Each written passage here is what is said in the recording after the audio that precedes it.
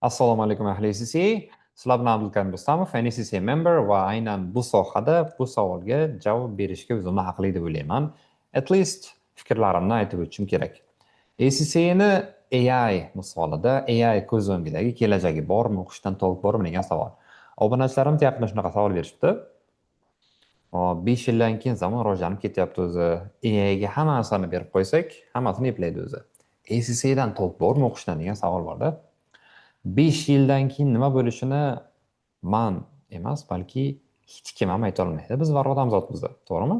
Lekin SCCA o'qish kerakmi, yo'qmi deb bitta mana shu savol beradigan bo'lsam, nafaqat SCCA, balki juda ko'p sohalarni mana o'qimasligimiz kerak bo'lib qoladi. Ko'proq o'ylaganimiz sari biz harakat qilishdan to'xtaymiz, to'g'rimi? Harakat qilishdan to'xtaymiz, pessimistik bo'lib qolamiz, rivojlanishdan ham to'xtaymiz va o'qishimiz kerak bo'lgan narsa qolib ketadi. Nimaga? Mana savol. SCCA o'qishim kerakmi mana shunaqa holatda, kelajagi unknown bo'lsa deb aytasiz. Lekin potential benefitlari bormi, bilib turibsiz. Lekin nimaga social media o'zi ishlatishim kerakmi deb o'zimizdan so'ramaymiz nimaga? Uni bilamiz-ku, baribir zararligini tagi. Xohlaymizmi, yo'qmi, foydasi zarari bor, to'g'ri, lekin foydasidan zarari ko'proqligini hammamiz bilib turibmiz, to'g'rimi? That makes not sense at all. Bitta zo'r misol qilaman. 1991-yil biz davlatimiz mustaqil bo'lgan. O'sha paytda Rossiyadan Sovet hukumatidan ajralib chiqqaniga bo'ldi, endi rus tilini hech kim ishlatmay qo'yadi, hech kimga kerak emas degan qo'rquv bo'lardi o'sha payt. Mana onajonim rus tilidan ustozlar, o'qituvchilar aynan o'sha 91-yil o'qishga kirganlarda. O'sha paytdan beri mana shu gap har yil aylanadi. Oradan 35 yil o'tdi. Endi o'ylab ko'ring. Rus tiliga hozir talab yo'qmi? Hech kimga kerak emasmi? Aksincha, hozir talab juda ham yaxshi. Hamma joyda kerak. Ayniqsa O'zbekiston, SNG davlatlarida siz bu tilni bilsangiz, plyuslaringiz anchagina. Oradan 35 yil o'tdi. Do you see that? SCCA ham qimirlamay qo'ymaydi baribir. Men 2017-yildan beri SCCA sohasida bo'ladigan bo'lsam, 2017-yildan beri SCCAdagi deyarli har bitta o'zgarishni men ko'zim bilan ko'rdim. Shunchaki eshitib emas, balki uni his qilib ham ko'rdim. Imtihonlar paper baseddan computer basedga o'tdi. 18-yildan boshlab. IELTS computer basedga endi o'tdi. Masalanda SATlar yaqin-yaqinda o'tdi, JMATlar yaqin-yaqinda o'tdi masalan. Va bu ham to'xtab qolmayapti. SCCA ham zamonga qarab moslashish uchun SCCA bu think ahead, ya'ni orqamda yozilibdi. Oldinni ko'rib bilish kerak, oldinni o'ylash kerak. SCCA 2027-yildan boshlab turib, o'zini yangi redesign formatini e'lon qildi. Bunda data analitika bor, data science bor, ya'ni yangi zamonni barcha ilmlari ham, demak, SCCA qo'shib o'rgatishga harakat qiladi. Xo'p, yana boshqa misol qilamiz. Boshqa regionlarda, masalan, aytishingiz mumkin, boshqa regionlar uncha ham rivojlanmagan. Toshkent shaharni olaylik. Texnologiya biznesi, masalan, nima texnika sotiladigan Malika bozor aytaylik. Malika bozor, qurilish mollar sotiladigan Jomiy bozor bo'lishi mumkin, kichkina do'konlar bo'lishi mumkin, shahar poliklinikalari, kichik va o'rta biznes. Mana shularni nechtasi Excelda to'g'ri hisobotlar, mayli hisobot emas, to'g'ri kirdi-chiqsini va kirim-chiqimlarni olib boradi deb o'ylaysiz. Juda ham kamchiligi. Hali ham ko'rgansiz, katta-katta pul aylanadi-yu, lekin hammasi qog'ozda, ruchkada yozib o'tiradi shuncha odamlar. Va nimaga kichkina biznes aytyapsan, qo'y, katta biznes bilan gaplashaylik deyishingiz mumkin, lekin O'zbekistondagi kichkina va o'rta bizneslarning ulushi o'zimizni GDPdagi, ya'ni yalpi ichki mahsulotimizdagi ulushi 50% o'rtacha. Bilishimiz 50% hozir ham. This is something big. AI haqida emas, hali data analitika haqida emas, men hozir oddiy ma'lumotlarni, demak, kiritib kompakt ishlaydigan Excel haqida gaplashyapmiz hozir. Hali Excel kirib bormagan bularga. Keyingisi, biz bitta knowledge-ni faqatgina end nuqta, ya'ni yakuniy nuqta bo'lish uchun o'qimaymiz-da. To'g'risi ham shunaqa. Masalan, hamma ona tili o'qigan, to'g'rimi?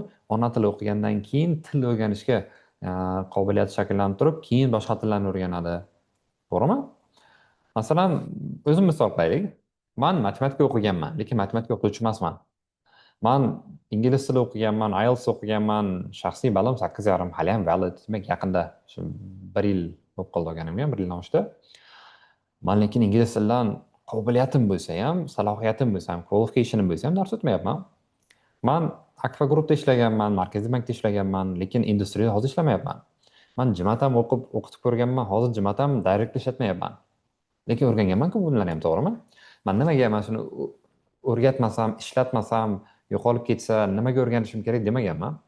Lekin hozirgi ishimda ACCAdan dars berishim uchun mana shu bilimlarni hammasi bir-bir menga yordam bergan. Birinchisi, mathsdan olgan bilimlarim menga mavzularni yaxshiroq tushunishga va matematik taraflama o'quvchilarga yaxshiroq yetkazib berishga yordam beradi. Ingliz tilini yaxshi bilganim savolni tezroq tushunaman.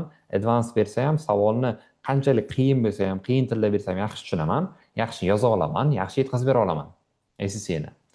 Industriyada bo'lmaganim bilan men industriyada olgan chiroyli hisobotlar tayyorlash, analizlar qilish, plan qo'yish, KPIlar qo'yish, mana shu narsani ACCAda real hayotdan misollar keltirib gaplasha olaman. Va jimatni men to'g'ridan-to'g'ri ishlatmagan bo'lsam ham, jimatdagi texnikalarni, algoritmlarini, savol ishlash approachlarini men ACCAda ishlatganim uchun ham men demak ham o'zimda, ham o'quvchilarimda demak yaxshi natija qila olaman. Men shularni hammasini men o'ylamaganman o'rganayotgan paytimda ertaga ACCA o'qituvchi bo'laman, ishlataman deb meni xayolimga ham kelmagan. I just learned these things without knowing even one of these or some of these would have a future for me. Foydalarini o'rganish kerak. ACCAni bir chiroyli tarafini aytib beraman sizlarga. Masalan, hozir qaysidir boshqa soha o'qisangiz, siz bitta sohani vakili bilasiz, to'g'rimi? U sohani yo'qolib ketish ehtimoli bo'lishi mumkin. ACCA sizga qarang, financial accounting, boshqaruv hisobotli, management accounting, soliq, biznes huquqi, audit, financial management, data analysis endi risk va investment management.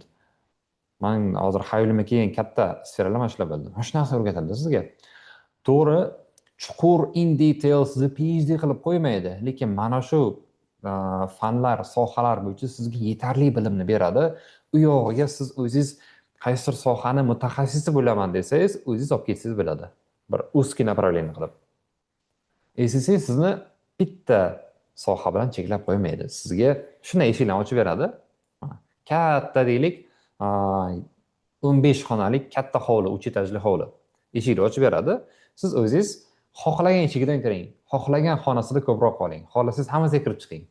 Sizga choice beradi. Bir xonalik kichkina kvartira emas bu sizga.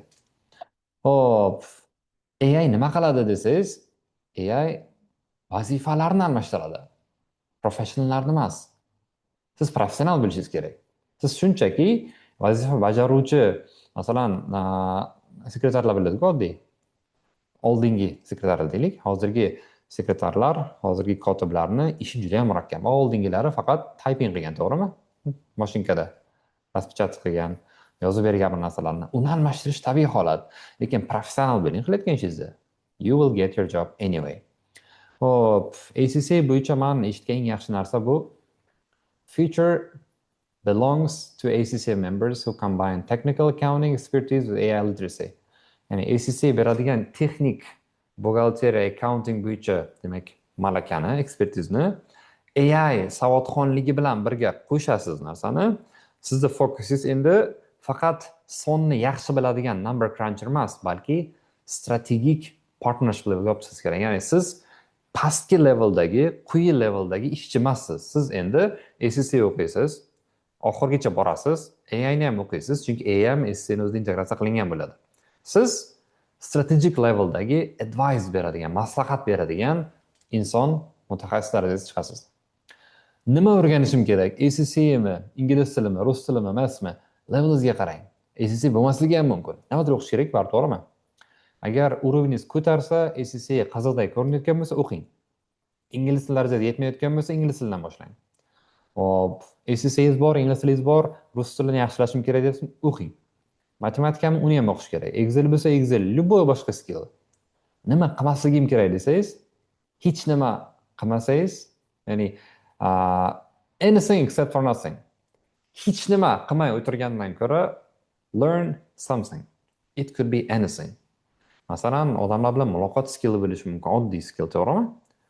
Bu ham siz masalan ko'pchilik ko'rib turib, shu ham mahoratmi deysiz? Shu ham mahorat o'rtoqlar. Har qanaqa skill, har qanaqa knowledge ertaga o'zingiz bilmagan holda sizga yig'ilib boradi-da. Men darsda ko'p qaytaradigan narsa bor. mozaika deyman. Mozaika puzzle deyayotganda siz bitta-bitta pieslarni, bo'laklarni qo'yib chiqasiz, to'g'rimi? Oxirida hammasini to'g'ri terganingizdan keyin nima paydo bo'ladi? Yaxlit bitta kartina, big picture paydo bo'ladi. O'shanga siz hozir o'zingiz o'ylamagan tarzda siz o'rganayotgan narsalar bir-biriga umuman bog'liq bo'lishi mumkin emas deb o'ylaysiz. Aqlimga sig'maydi deysiz. Vaqti kelib hammasi bitta katta rasmni, katta bir ma'no beradigan big screenni, big picture'ni bir qismlarini bitta-bitta yiqqaningizda o'zingiz tushunib yetasiz, xudo xolasa. I hope I answered the question from my perspective. Bu demak mani qarashlarim edi. Fikrlar subyektiv. Efirda Abdulkarim Rustamov.